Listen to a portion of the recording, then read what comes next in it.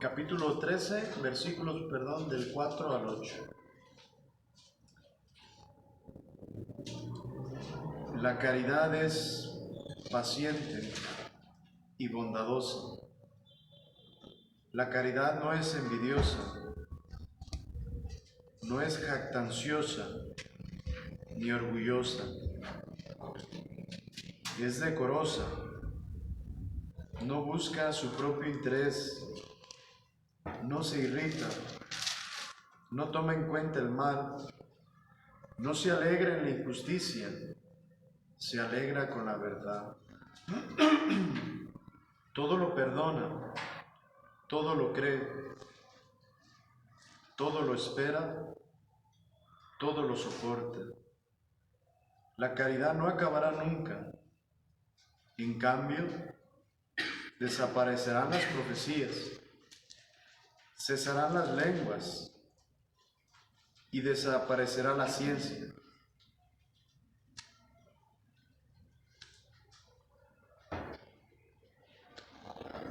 Palabra de Dios, te alabamos. Dejamos un momento para meditar este pasaje de la Biblia. Quien tenga ahí su Biblia, pues puede acudir ahí a este pasaje para meditar, para reflexionar y tratar de descubrir los elementos que están ahí.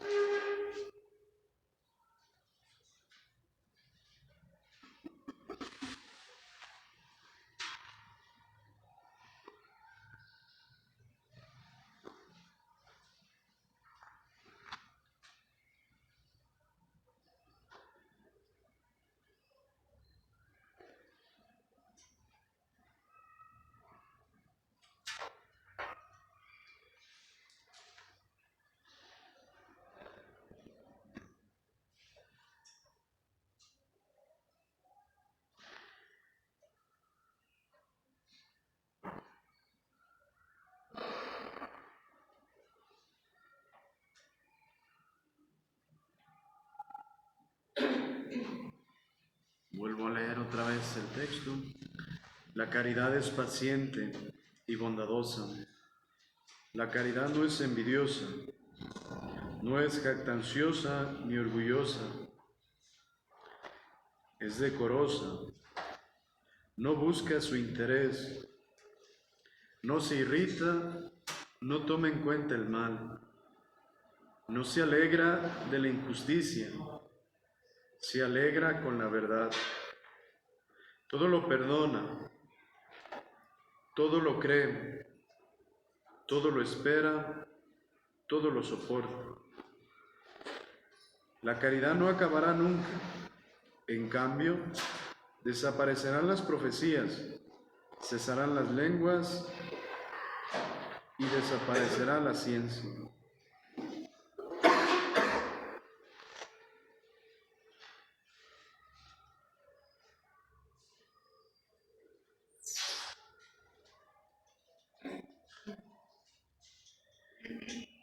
Quisiera añadir también el versículo 13, el final de esta perícopa. Dice: ahora subsisten la fe, la esperanza y la caridad, pero la mayor de todas ellas es la caridad.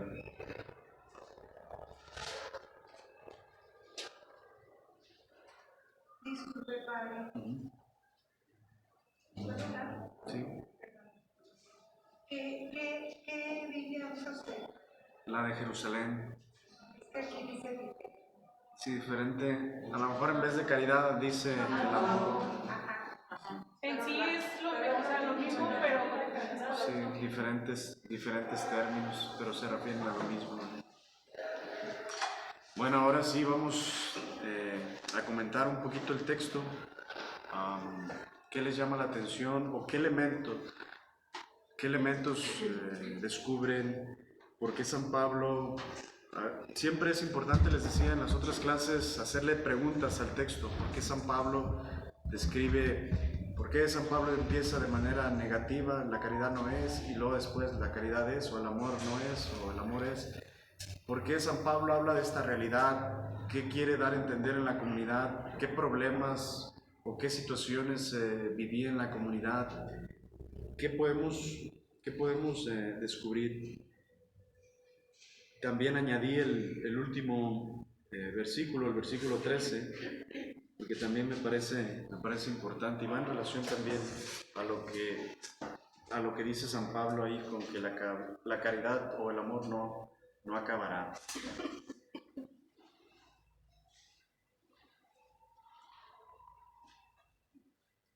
Hago un breve comentario de lo que comentábamos la semana pasada. Comentábamos brevemente que pues, la comunidad, ¿no?, se manifestaban los carismas, dones del Espíritu Santo, ¿no? Y pues había mucha pretensión, había deseos de poseer los carismas y se vivían muchas circunstancias, ¿no?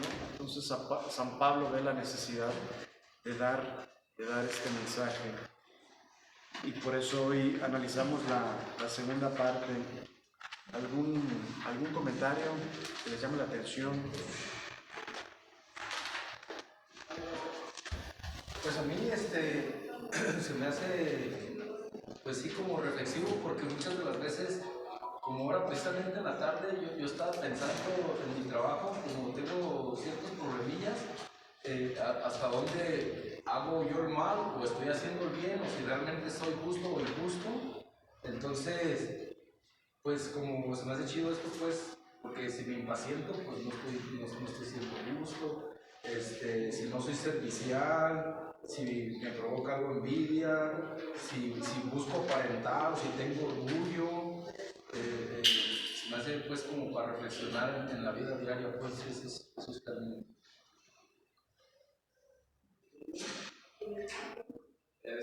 Bueno, yo lo entiendo de manera personal, de esto del amor, porque la caridad, bueno, en el tiempo de nuestro Señor Jesucristo, de Pablo, pues, no existía la palabra amor, por eso hablo de la caridad. ¿Sí? Ahorita ya es lo mismo, pues caridad y amor es lo mismo, es la misma palabra, por eso unas iglesias dicen así y otras hablan del amor. Y es que todo se resume en el amor, por eso dice que lo más importante es el amor. Porque va a ser, nuestro juicio va a ser a través del amor también. ¿Qué tanto hicimos, verdad? Por eso que me dice Señor, Señor, que entrará al reino de los cielos, sino todo aquel que hace la voluntad de mi Padre, ¿verdad? Estuve hambriento, estuve desnudo, o sea, todo lo que diste por amor, eso es lo que trascenderá más allá. Y nosotros aquí, como iglesia, como grupos, como aquí en la parroquia,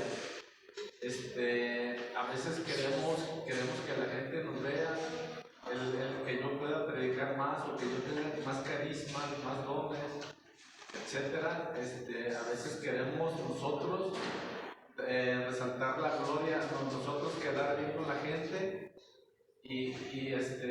oye, porque podemos caer en esos errores, pues, cuando lo más importante es Cristo, pues.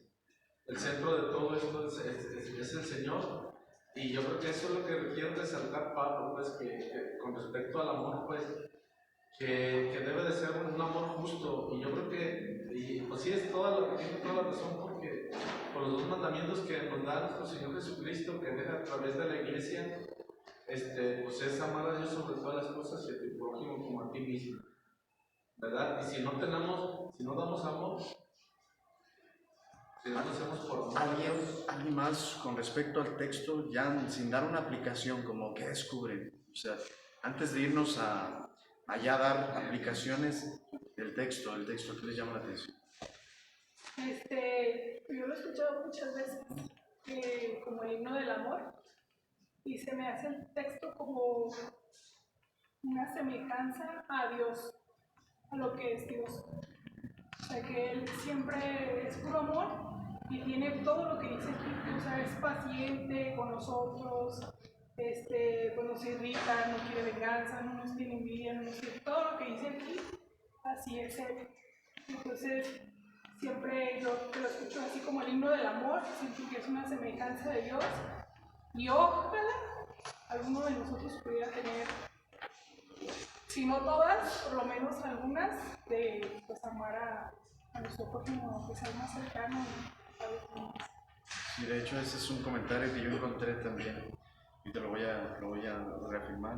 Yo de primero pues se me hacía fuerte, pues que decía cómo soportar todo y cómo hacer todo lo que pide pues por amor, pero yo lo vinculo mucho con el amor que yo le tengo a mis hijos. Entonces digo, todo esto se cumple en el amor que yo les tengo porque lo soporto todo, o sea, conlleva mucha responsabilidad, muchas cosas, ser pues madre, digo, y lo soporto por amor. Y así todo lo que viene aquí, o sea, lo hago por amor a mis hijos y desinteresadamente, o sea, no lo hago como para que cuando estén grandes me retribuyan, no, al contrario, lo hago todo por amor.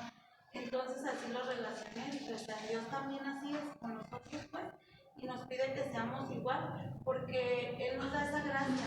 O sea, pues yo poco a poco he ido encontrando, porque primero pues sí se me hacía difícil, ahora sí que, como dicen, ama a tu enemigo, eso sí me costaba mucho trabajo, y más cuando leo este texto, digo, ¿cómo con todo esto lo tengo que amar? Pero sí lo vinculo mucho así con el amor que yo siento hacia mis hijos, y digo, pues no es imposible. Y una vez leía un texto y decía, siempre trata a las personas como si fueran a morir hoy. Dice, y verás que las vas a tratar, o sea, de lo mejor, no vas a insultar, no vas a maltratar, no nada. Entonces como que este consejo me sirvió mucho y dice, trata a todos como si fueran a morir hoy. Dice, y verás cómo va a haber un cambio en ti, pues. Y yo así lo veo. Dice, San Pablo retoma este texto, o sea, de lo que dice Blanca, dice el comentarista, San Pablo lo toma de manera positiva y de manera negativa. Es decir, de manera positiva, pues en realidad Dios es amor, así lo define San Juan, ¿no? O sea, y San Pablo, a partir de Jesucristo, empieza a descubrir, ¿no? Jesucristo, en realidad, a quien está escribiendo, es a Jesús, ¿no? Por una parte. Pero por otra parte, también de manera negativa, porque si ustedes se fijan, el texto esta parte tiene dos secciones. Primero dice lo que no es y luego después dice lo que es. O sea, lo que es se refiere propiamente a Jesús, a Dios, ¿no? Y lo que no es, ¿a quién creen que se refiere? A nosotros o a lo que estaba viviendo la comunidad. En realidad, San Pablo lo que dice ahí, dice, o sea, se refiere pues a la comunidad. Dice de que el amor no es envidioso, el amor no es jactancioso o presuntuoso, ¿no? O el amor no es presumido, ¿no? O sea, ¿por qué? Porque esas cosas estaban viviendo en la comunidad, ¿no? El que tenía carismas decía yo soy el mero mero, ¿no? O sea, como había carismas y a lo mejor no todos los tenían, otros sentían envidia, ¿no? Porque yo no los tengo, ¿no? ¿Y ese por qué? O sea, en realidad, San Pablo, en esta parte, o sea, lo toma en manera negativa porque eran situaciones y realidades que se estaban viviendo en la comunidad. Y se vive. O se viven, en realidad, exactamente, ¿no? Y la segunda parte empieza él a describir a Jesús, ¿no? Es como el ideal. Jesús es el ideal, Jesús es el prototipo, Jesús es el modelo al que hay que seguir, ¿no? Jesús es el que encarna en realidad y plenamente el amor de Dios, porque Él es Dios, ¿no? Entonces Jesús es el prototipo. Y este himno al amor en manera positiva es como el ideal, a lo que nosotros debemos aspirar siempre, a ser amables, a ser pacientes, a ser serviciales, a ser bondadosos, a ser comprensivos, a perdonar siempre. Es el ideal, ¿no? Y entre más nos asemejemos, o entre más vivamos esto, más nos asemejamos a Cristo. Pues sí, ojalá y pudieras. No, en realidad todos vivimos esto, o sea, porque fuimos creados por amor y fuimos llamados también para amar, ¿no? En realidad, el ideal obviamente es Cristo. Y por otra parte, lo que comentaba, también, o sea, una realidad que se vivía en la iglesia, o sea, la iglesia ha sido la misma todo el tiempo. En realidad, quien dice, es que hoy de la iglesia porque se critican, se mueren, se pelean, o sea, es algo que no debe estar, que San Pablo no nos invita a no vivir eso. Sin embargo, son realidades que la iglesia siempre ha padecido por la fragilidad de los que la formamos, ¿no? Entonces, también ese es como otro elemento. Vamos a terminar, de hecho ya habíamos terminado, creo nos quedamos en la página, según yo en la página 27, a ver, desmientan. La 25 nos dejó de tarea. Quedamos en la 25.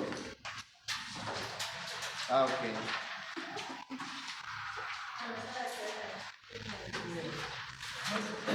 De hecho, ¿sí hablamos de los reyes o no hablamos de los reyes? Más o menos. Siempre son, ¿no?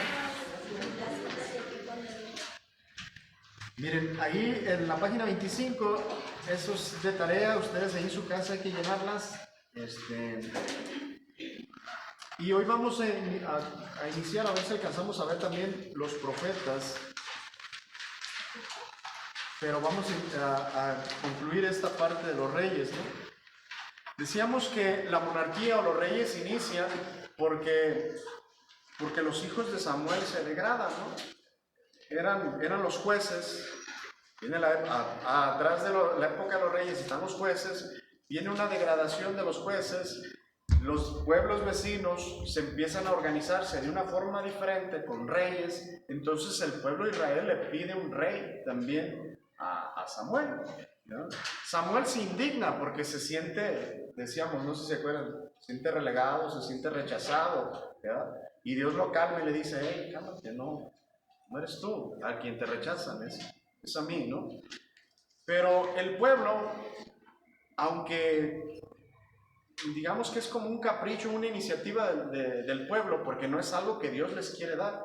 Sin embargo, Dios se vale de esa iniciativa, de ese deseo que el pueblo quiere, porque quiere un rey, y acepta la petición del pueblo, ¿no? Y inicia ahí la época de la monarquía.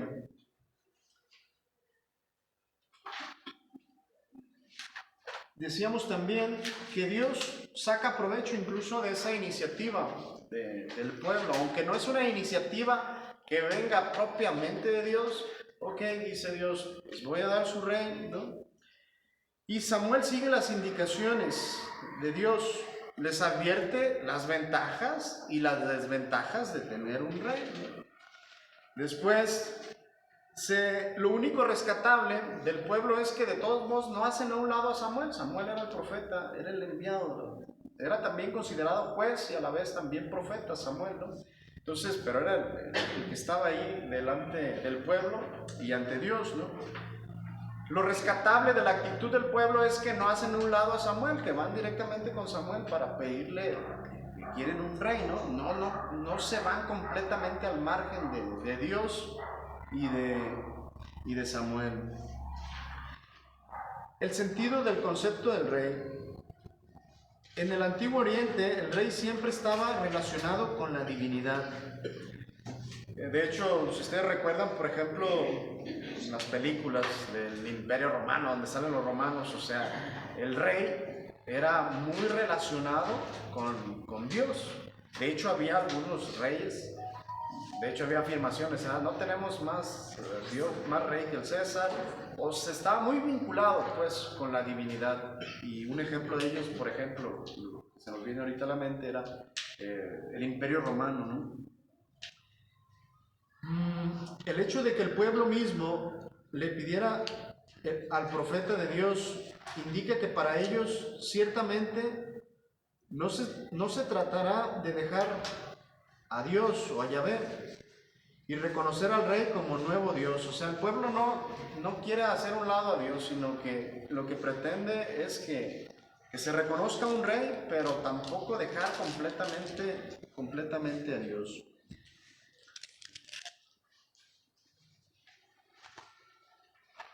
Ellos solo quieren a alguien elegido por Dios, que Dios les elija a una persona, que los unifique, que vaya delante de ellos cuando vayan a las guerras, ¿no?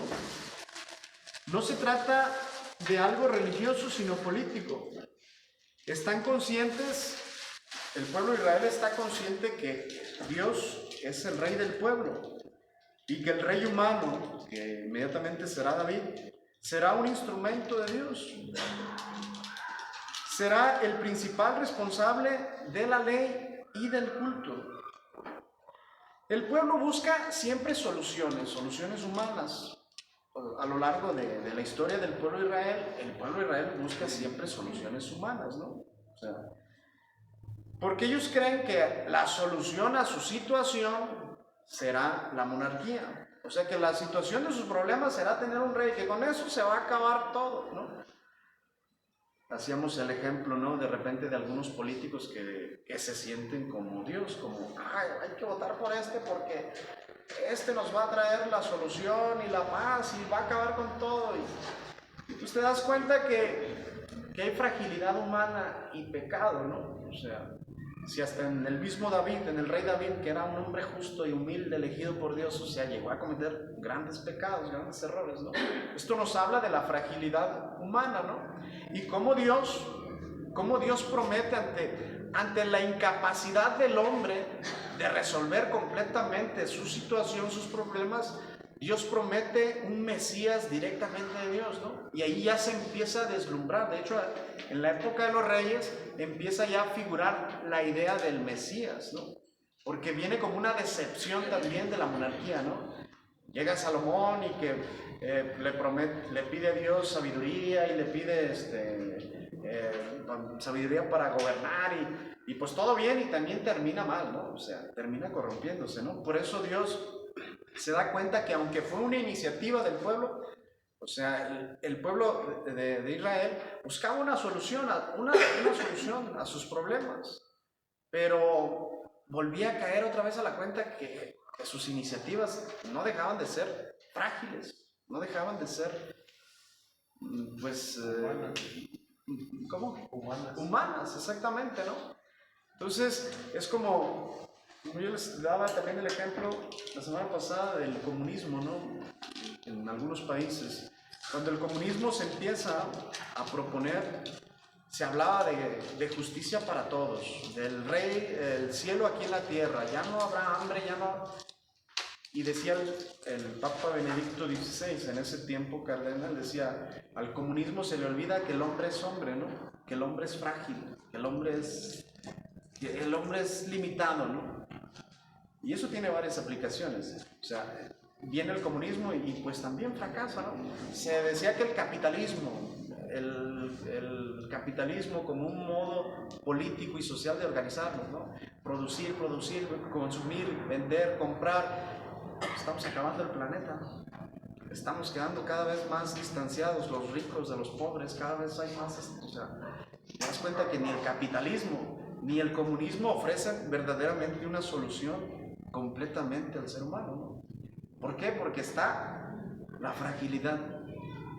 Y por muy perfectos que sean los planes, termina siendo algo que decepciona, ¿no? O sea, por ejemplo, me decía una muchacha de Venezuela, dice, padre, dice, nosotros, se vino ella a México, una muchacha estudiada, preparada, de gente económicamente pudiente, dice, yo era joven, dice, mi papá tenía una empresa de telecomunicaciones, comunicaba a los bancos de un país a otro y pues estaban bien. Dice, mi generación fuimos los que votamos por el gobierno que llegó a Venezuela y acabó el país. Nos vendieron la idea de justicia, de igualdad, de que ya no va a haber, o sea, todos votamos por él. Llegó un gobierno, acabó el país, lo arruinó. Lo arruinó, exactamente. O sea, ¿cómo? Y qué importante es, o sea, tener capacidad de discernimiento, ¿no? Capacidad de discernir. Una persona, por ejemplo, a ti cuando te bajaban la luna y las estrellas, tu novio, tu esposo, decían, yo contigo hasta el fin del mundo y la fregada.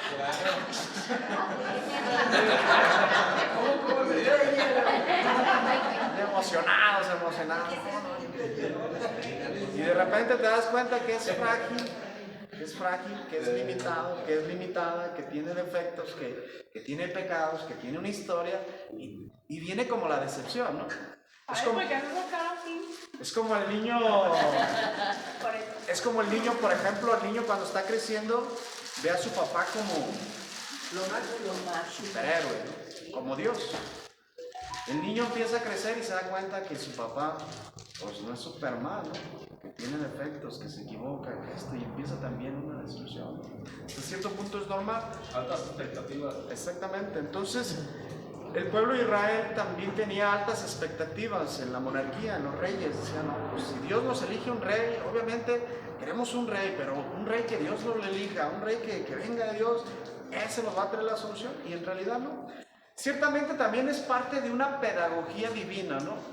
Dios va llevando al pueblo a que se dé cuenta de que solamente en Dios va a encontrar plenamente su salvación, ¿no?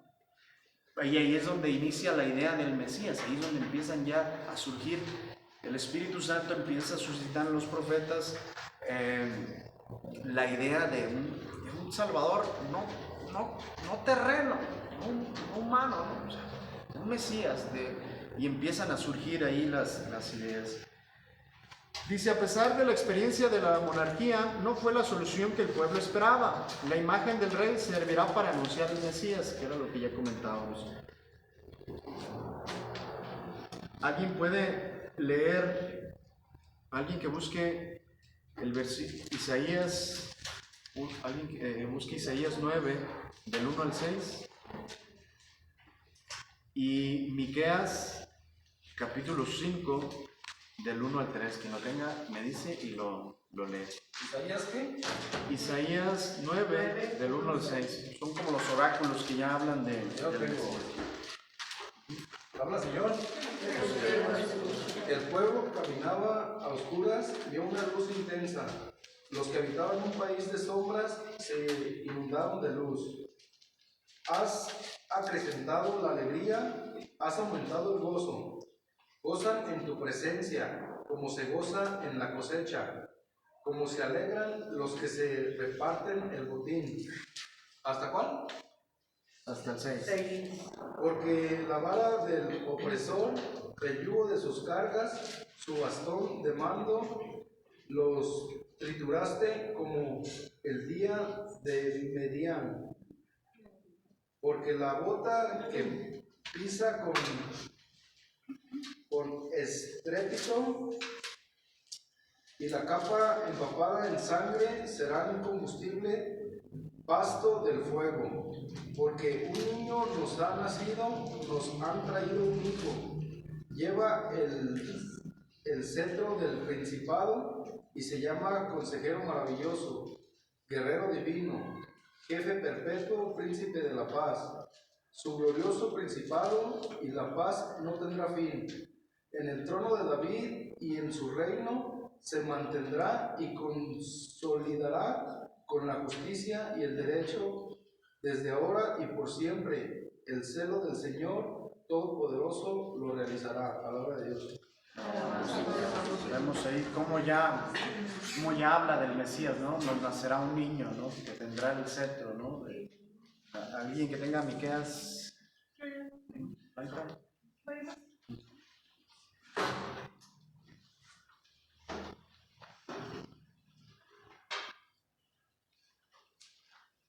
Pero tú, Belén, Efrata, aunque eres la más pequeña entre todos los pueblos de Judá, tú me darás a aquel que debe gobernar a Israel. Su origen se pierde en el pasado, en épocas antiguas. Por eso, si Yahvé los abandona, es solo por un tiempo, hasta que aquella que debe dar a luz tenga su hijo. Entonces el resto de sus hermanos volverá a Israel. Él se mantendrá a pie firme y guiará su rebaño con la autoridad de Yahvé, para gloria del nombre de Dios. Vivirán seguros, pues su poder llegará hasta los confines de la tierra. Él mismo será la paz. Palabra de Dios. Ahí es donde, por ejemplo, si vemos ya en el Nuevo Testamento, cuando los Reyes Magos, ¿no?, se acercan a Herodes, ¿no?, para preguntarle dónde tenía que nacer el Mesías, ¿no? O sea, Herodes consulta a los escribas, a los fariseos, a los escribas, y le hablan de este texto, ¿no? Nacerá en Belén, ¿no? Entonces ya vemos ahí ciertos textos, ciertos oráculos que nos hablan ya del Mesías, de dónde nacerá, de qué hará. En la página 27 tenemos la cronología de los reyes de Judá y de Israel. Al principio, obviamente, el reino no estaba dividido. El reino se divide a raíz, no después de Salomón, ¿no?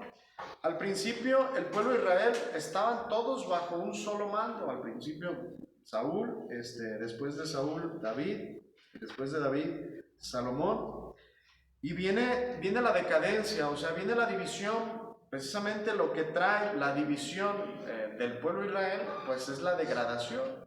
Salomón, por ejemplo, empieza a paganizarse, es decir, empieza a rendirle culto a otros dioses, ¿no? Empieza a violar esa ley donde el pueblo se había comprometido, donde decía, amarás a Dios, a Yahvé, ¿no? O sea, un solo Dios, o sea, yo soy Yahvé, tu Dios, y no hay ninguno otro, ¿no? Entonces Salomón empieza a casarse con otras mujeres de los pueblos vecinos y empieza él también a corromperse, a pervertirse, ¿no? Y empieza la división, empieza la fricción, empieza el pueblo a dividirse y se hacen dos. El reino se divide en dos, ¿no? El reino de Judá y el reino de Israel. Esto debido a las infidelidades y a los problemas internos del pueblo. Fíjense, esto también tiene una enseñanza. Cuando el ser humano, eso le pasó también al Imperio Romano, o sea, ¿cuál fue la decadencia o por qué el Imperio Romano que duró tanto tiempo? O sea, obviamente no era aunque era un imperio muy religioso, politeísta, porque tenían muchos dioses, pero era un imperio muy religioso, estaba muy centrado en la religión. Pero tenían muchos principios y valores. El Imperio Romano dicen que una de las causas de su decadencia fue la pérdida de valores, la pérdida de sus valores, de sus principios, ¿no? O sea, y eso pasó también con el pueblo de Israel, y eso pasa en un pueblo, en una familia, en una ciudad, cuando se pierde la identidad. El pueblo de Israel debería de haber estado centrado en Dios, se olvida de Dios, empieza a buscar otro tipo de dioses, empieza a tomar otras costumbres, viene la división, viene la decadencia, viene la inestabilidad, ¿no? O sea, divide y vencerás, ¿no? O sea, es el principio de maquiavélico, ¿no? O sea, el enemigo siempre busca dividir. ¿Y cómo va a lograr dividir? Pues obviamente buscando que las personas renuncien a sus valores, renuncien a sus principios, renuncien pues en este caso en el pueblo de Israel, a Dios, y empieza la inestabilidad. Empiezan los problemas, ¿no? Ahí está la cronología de los reyes, ya una vez divididos, y también, en realidad, la mayoría de los reyes también, o sea, la mayoría de los reyes que están ahí en esa cronología, en la segunda tabla también, o sea, se vivió una decadencia, o sea, es como ahorita, o sea, por ejemplo, el sistema político que tenemos a nivel mundial y en México, hay una decadencia, o sea, ya ahorita la gente ya no sabe ni por quién votar, ya no creen en los políticos, ya no hay una inestabilidad, ¿no? O sea, hay una decadencia, hay una crisis política, por ejemplo, en nuestro país, fuertemente, una crisis política. La mayoría de los muchachos ni les interesa votar, o sea, ya, o sea, quien quede, como quede, o sea, ya hay una cierta crisis, una decadencia de las instituciones políticas y gubernamentales, ¿no? O sea, hay una decadencia, ya nadie cree en las instituciones políticas por la corrupción y por todo el ambiente que se da. O sea, ya no hay una credibilidad en las instituciones políticas. Pues eso pasó también en el pueblo de Israel. Se perdió la credibilidad. Y eso nos puede pasar a nosotros los sacerdotes. ¿Por qué la gente? Una señora me decía en la mañana, pare, yo no creo en los sacerdotes. Ya somos dos. Dije, ya somos dos. Ya dije, ahí se quedó así, no, pues que no debemos creer en los sacerdotes. O sea, creemos en Dios, nuestra fe está fundada en Dios, ¿no? O sea, no en los sacerdotes. Pero... Sí creemos en los sacerdotes.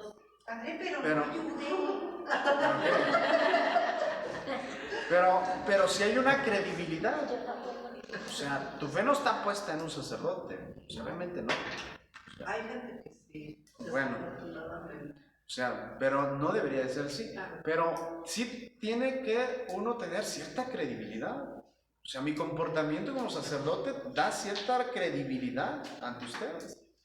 Es como un papá, una mamá. O sea, ¿cómo se gana el respeto y la autoridad de sus hijos? Con sus acciones, con sus gestos, con su modo de Con actuar. el fajo. Hay sus, excepciones, ¿verdad? Pero ahí el bastón de mando, ¿eh? Pero entonces los reyes empezaron a perder credibilidad. Y también, o sea, yo lo aplico como sacerdote, o sea, pierde uno credibilidad como sacerdote porque también nosotros nos hemos equivocado, nos equivocamos. Entonces, obviamente la gente dice, todos los sacerdotes son iguales, ¿verdad? Realmente no, pero sí por ciertos comportamientos que no son propios de un sacerdote, y pierde uno la credibilidad. Y ya ahorita la gente es más madura y dice, el padre fulano, pero no por eso dejo de creer en Dios, o no dejo de venir a misa, no dejo de comulgar, no dejo de confesar. Si el padre fulano está así, pues yo a lo mejor no me confieso o hago esto, pero no pierdes la fe, ¿verdad? Pero más antes sí, la figura del sacerdote, pues sí tiene un valor muy importante, por el hecho de ser sacerdote, independientemente de su comportamiento. Pero tu comportamiento da credibilidad a tu palabra. Tu comportamiento también es importante, ¿no? Es como ustedes también, están sirviendo en la parroquia también, ¿verdad? Y pues ustedes implican también un comportamiento, ¿eh? El venir a la parroquia implica también una responsabilidad. ¿Por qué? Porque tú ya estás dando una imagen ante la gente de lo que afuera, ¿no? Sí, luego llegan y le piden confesión. Ah, sí, acá el padre. De hecho, sí, cuando. Padre, este otro lo vi con su cámara en el templo de los mormones, ¿eh?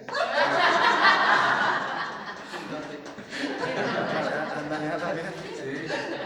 De hecho, un día no me acuerdo que fuimos a una comida juntos en ese y pensaban que él era el padre.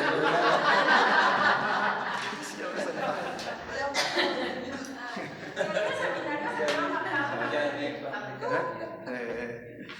Bueno, pues con esto terminamos la época de la monarquía. Vamos a iniciar los profetas. Los profetas se dividen en mayores, menores, ya los habíamos visto. Se dividen también en la época que les tocó vivir, y casi esta primera parte pues es prácticamente como la época en la que vivieron cada uno de los profetas, ¿no? Y las circunstancias históricas en las que los profetas vivieron. Alguien que me ayude, vamos a leer un poquito la vocación y la misión de los profetas a partir de algún texto. Por ejemplo, vamos a leer el de Amós, capítulo 7, versículos del 10 al 17.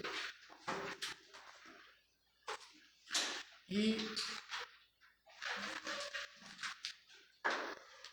Ezequiel es muy largo, capítulos del 1 al 3. Jeremías, capítulo 1, del 4 al 19. Vamos a leer el de Jeremías, del 4 al 19. Y Amós, capítulo 7, del 10 al 17. Quien tenga Jeremías. ¿Cuál es la tablita de los reyes? Vamos a buscar cuál fue en cuál año. ¿No los tienen ahí ustedes? No, eso se los paso ahí porque esos temas Una pregunta, María, yo me la andaba guardando. De hecho, El rey de bastos. está ahí en las citas bíblicas, pero pues no.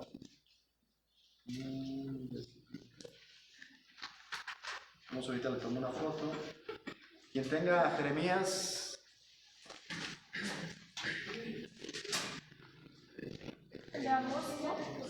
Amós. Yo no lo vale. ¿No?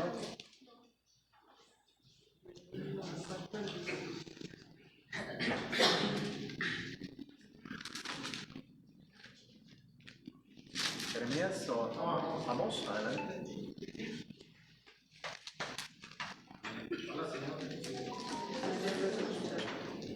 Entonces, Josías, sacerdote de Betel,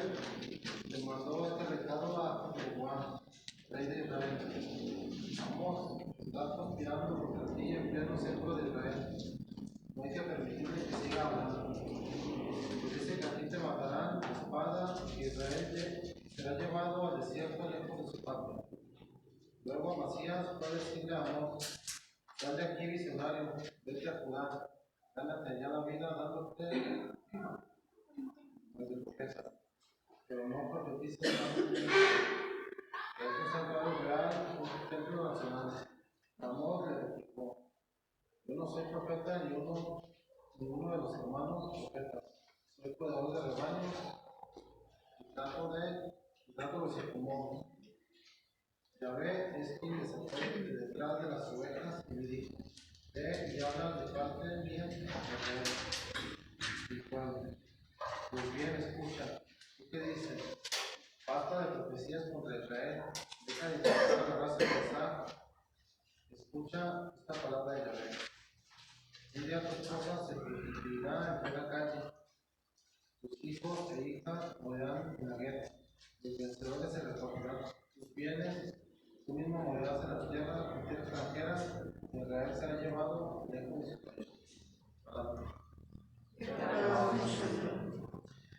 Fíjense, la vocación del profeta Amós es interesante porque el profeta Amós le dice, yo no soy profeta ni hijo de profeta.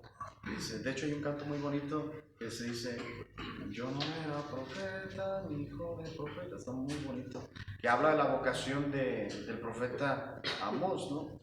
¿Por qué Dios elige a uno que no es profeta? ¿Por qué Dios elige a uno que es un simple cultivador, campesino? ¿Por qué Dios elige a Amós y no elige a un profeta? ¿Por qué no elige a alguien del linaje de los profetas? O sea, ¿por qué Dios? En primer lugar, porque los profetas también, como seres humanos, también había falsos profetas, de hecho, ¿no? O sea, los falsos profetas eran aquellos que dejaban hablar, que ya dejaban hablar de Dios o de parte de Dios y empezaban a hablar bajo sus propios intereses o los intereses también de los reyes, ¿no? O sea, entonces Dios no encuentra en el linaje de los profetas a quién llamar. Por eso de repente en algunos profetas, no me acuerdo cuál es, hay un texto, creo que es en Isaías o es en Jeremías, a ver si ahorita lo escuchamos. ¿A quién enviaré? ¿Quién irá? ¿Quién les diga? ¿No? Dios no encuentra a quién enviar, ¿no? Y luego no me acuerdo cuál es el de los profetas que dice, heme aquí, Señor, ¿no? ¿Alguien se acuerda de ese texto? Bueno, no sé si creo que a lo mejor es Jeremías. Entonces, Amós, sin ser profeta, sin tener nada que ver con eso, Dios lo llama, fíjense, así es Dios, de repente. El profeta Amós lo llama de donde él estaba, ni siquiera era profeta, pero algo vio Dios en ese hombre, lo llama. Por ejemplo, en el profeta Oseas, ¿no? El profeta Oseas, Dios le pide a Oseas casarse con una prostituta, ¿no? Para que se diera cuenta el pueblo, le dice Dios, lo que tú sientes cuando tu mujer se prostituye, dice, eso lo siento yo cuando el pueblo de Israel se va con otros dioses, ¿no? O sea, era tan fuerte de repente las cosas que les pedía Dios a los profetas, ¿no? ¿Alguien encontró Jeremías? Y qué curioso que siguió esa verdad con Pablo también, es algo parecido. Pablo. ¿De qué? Pues de que elige gente que ni siquiera lo sigue. Ya. Sí, exactamente. Dios es así, o sea, de repente, de un enemigo de Dios saca un grande apóstol, ¿no? Así es el Señor, ¿no? Pero la forma de actuar de Dios es así, o sea, Él busca un corazón que le responda, que le busque servir, ¿no? Y de cualquier lugar, de cualquier circunstancia, ¿no? De repente uno como sacerdote ni te imaginas, yo ni me imaginaba que un día iba a estar aquí y iba a ser sacerdote, o sea, jamás, ¿no? De repente muchos de mis compañeros que yo decía, híjole, estos van a ser padres, los que menos pensábamos son los que quedamos, ¿no? O sea, cómo es Dios, ¿no? En el llamado, pues, de los profetas y que se aplica en el llamado a nosotros también. y en el llamado pues también en este caso los apóstoles. ¿Alguien que tenga a Jeremías? ¿Es del 4 a cuál? Del 4. Yo lo tengo. Habla, Señor. Jeremías es llamado por Dios. Me llegó una palabra de Yahvé. Antes de formarte en el seno de tu madre, ya te conocía. Antes de que tú nacieras, yo te consagré y te destiné a ser profeta de las naciones. Yo exclamé, ay Señor Yahvé, ¿cómo podría hablar yo que soy un muchacho?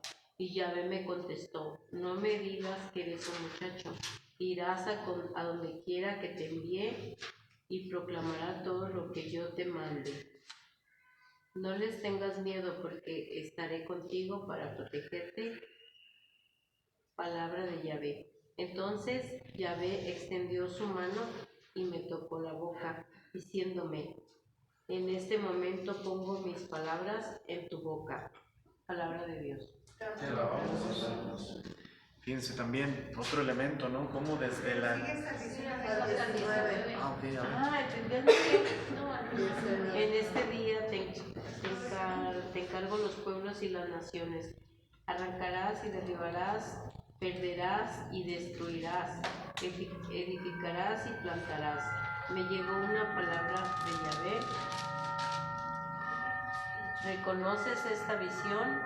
Yo le dije, la rama es del árbol que llaman alerta. Yahvé respondió, no te equivocas, pues yo estoy así alerta a mi palabra para cumplirla.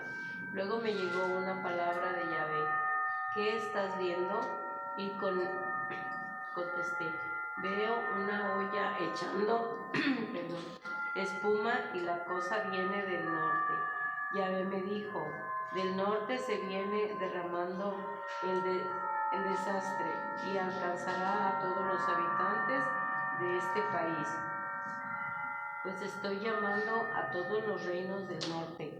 Palabra de Yahvé. Aquí viene y cada uno de ellos establece sus cuarteles frente a una de las entradas de Jerusalén, frente a sus murallas y frente a las ciudades de Judá. Voy a hacer justicia con este pueblo que me ha dejado para hacer el mal. Ha quemado incienso a dioses extranjeros y se ha puesto a servir a dioses que ellos mismos se fabricaron. Tú ahora muévete y anda a decirles todo lo que yo te mandé. No temas enfrentarlos, porque yo también podría asustarte delante de ellos. Este día hago de ti una fortaleza, un pilar de hierro y una muralla de bronce frente a la nación entera, frente a los reyes de Judá y a sus ministros, frente a los sacerdotes y a los propietarios. Ellos te declararán la guerra, pero no podrán vencerte, pues yo estoy contigo para ampararte. Palabra de Yahvé. Esta es palabra de Dios. Fíjense que la vocación del profeta Jeremías todos los profetas tienen elementos muy interesantes, ¿no? Por ejemplo, lo que dice, ¿no? Desde el seno materno te llamé, ¿no? O sea, te elegí desde el seno materno, ¿no? O sea, desde siempre Dios ha elegido a sus profetas, ¿no? Y eso aplica también para nosotros. Desde el seno materno Dios te eligió, te consagró, ¿no? Un segundo elemento que me llama mucho la atención es cómo el profeta, cuando es llamado por Dios, siente miedo. Ante la misión siente miedo, se asusta, le da pavor, le da miedo. ¿Cómo le voy a hacer? ¿Qué voy a decir? ¿Cómo voy a afrontar esta situación? ¿Quién era, perdón, el profeta que le tenía que decir a David que estaba mal? Era también un profeta, era... Y así estaba, ¿verdad? Sí. No me acuerdo si era Natán. Sí, creo que sí era Natán, el profeta Natán. Entonces, en Jeremías, por ejemplo, encontramos ese elemento, ¿no? Desde siempre Dios ha llamado. Tú no estás aquí en este mundo por la casualidad, ¿sí? Dios te ha llamado a la existencia por una razón. O sea, no eres fruto nomás por el amor de tus papás o por... No, es Dios el que te ha puesto en esta existencia y te ha dado una misión desde siempre, ¿no? Y te ha elegido para eso, ¿no? Dice la profundidad de esto, ¿no? Otro elemento también que les decía es ante el temor, ¿no? Por ejemplo, nosotros lo podemos afrontar en nuestra vida, o sea, ante la vida que vamos a vivir podemos sentir miedo, ¿no? Yo a veces me estremezco cuando veo a los niñitos y digo que los voy a bautizar y digo, wow, ahí Dios les está dando una misión. A lo mejor estos niños tendrán que afrontar cosas duras en su vida. Sabrá Dios. Comienzan a vivir, son recién bautizados, inician su vida y sabrá Dios lo que ellos tengan que afrontar en su vida, ¿no? Muerte de un ser querido, o a lo mejor van a llegar a ser papás y van a tener que afrontar la vida con un niñito enfermo, o sea, sabrá Dios, ¿no? Y pudiera darnos miedo la vida que estamos afrontando, pero el Señor nos dice como a Jeremías, no tengas miedo. De hecho le dice, no les tengas miedo, háblales. De hecho la personalidad de Jeremías era muy tranquilo, muy afable, y la misión que el Señor le estaba pidiendo era una situación difícil porque el pueblo estaba rebelde. O sea, ellos ya se habían desviado, tenían otros dioses, ¿no? Entonces, la misión que Dios le estaba pidiendo a Jeremías humanamente sobrepasaba sus fuerzas completamente. Como le pasó a Moisés, como nos pasa a todos. La misión que Dios te da, obviamente, sobrepasa tus fuerzas, tus capacidades. O sea, si solamente fueran tus capacidades, tus fuerzas, no, obviamente no. No la armamos. O sea, no la armamos. O sea, por eso Dios le dice, no les tengas miedo, yo voy a estar contigo, yo voy a estar contigo y yo te daré las palabras que tienes que decir o lo que tienes que hacer. Entonces el profeta se asusta, se inquieta, pero al final confía en que es Él el que lo... Y así ha sido. Y así ha sido. Y así será. Bueno, pues la siguiente semana continuamos con este tema de los profetas.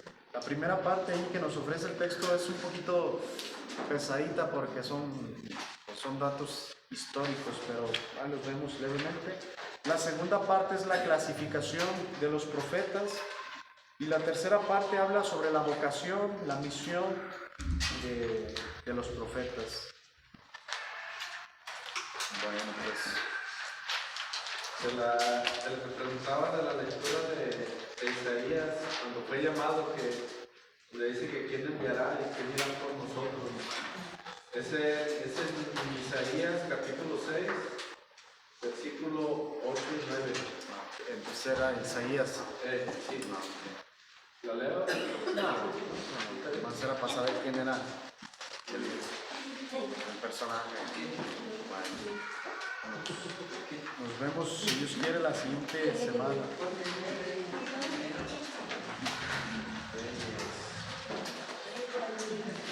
Antes de que se vaya.